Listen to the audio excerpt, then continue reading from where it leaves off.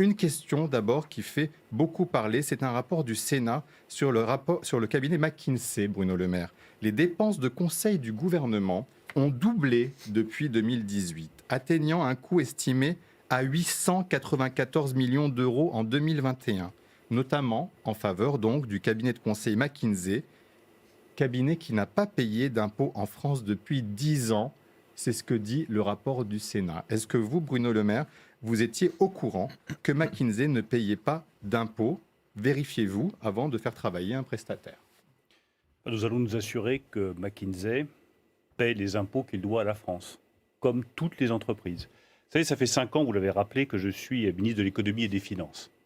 Il y a un des grands combats que j'ai livré, c'est le combat contre l'optimisation fiscale, notamment celle des géants du numérique. Nous avons obtenu gain de cause au bout de 5 ans pour que tous les géants du numérique payent leur juste montant d'impôt à la France. McKinsey ne passera pas entre les mailles du filet.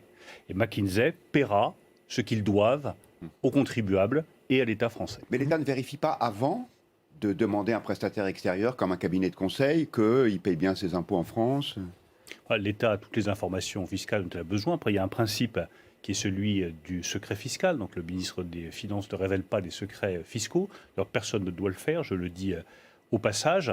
Mais nous nous assurons qu'en l'espèce, McKinsey, puisque ça nous a été signalé par un rapport du Sénat, paie bien ce qu'il doit à l'État français.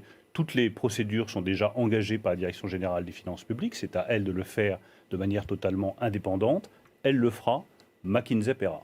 Mais sur le fond, Bruno Le Maire, Benjamin Sportouche rappelait les chiffres donnés par le Sénat à l'instant, on est quand même toujours étonné que l'État français, avec le nombre de fonctionnaires dont il dispose, la puissance des administrations, n'ait pas en interne les compétences et les qualifications pour accomplir les missions qu'on peut demander à des cabinets extérieurs. Est-ce que vous nous dites aujourd'hui, ce que McKinsey apporte au gouvernement, les administrations françaises ne sont pas capables de l'apporter?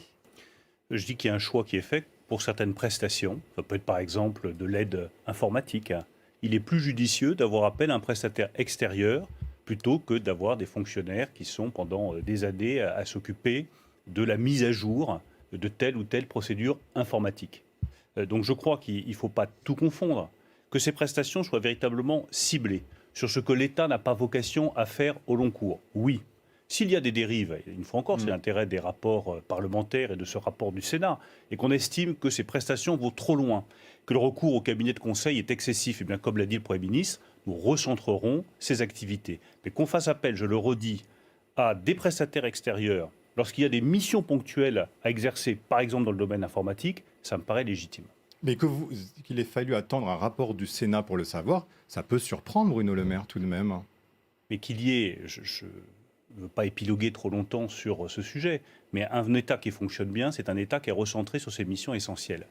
À chaque fois, on nous dit qu'il faut que l'État fasse ce qui est véritablement au cœur des missions de l'État. Vous apprenez éduquer, former, la santé, ça, c'est le cœur des fonctions de l'État. Ensuite, qu'il y ait des prestations extérieures pour que ce soit plus économique, que ce soit plus centré sur les activités essentielles de l'État et qu'on fasse appel à des spécialistes sur certains sujets. Je redonne l'exemple de l'informatique. Ça me paraît aussi un principe de bonne gestion. Si ça va trop loin, nous le corrigerons et c'est le rôle des parlementaires de contrôler l'activité de l'exécutif. Marie-Pierre Haddad. On voit sur les réseaux sociaux que cette affaire était encore dans les sujets les plus discutés ce matin même sur Twitter. Est-ce qu'en attendant qu'une enquête soit réalisée et qu'on en sache plus, est-ce que vous vous engagez à arrêter de travailler avec ce cabinet de conseil? J'attends le résultat des enquêtes, sur à quoi je m'engage comme ministre des Finances. Mais en attendant l'enquête, c'est que toutes les entreprises qui font de l'optimisation fiscale paieront ce qu'elles doivent à l'État français. Je le redis, c'est un combat de 5 années.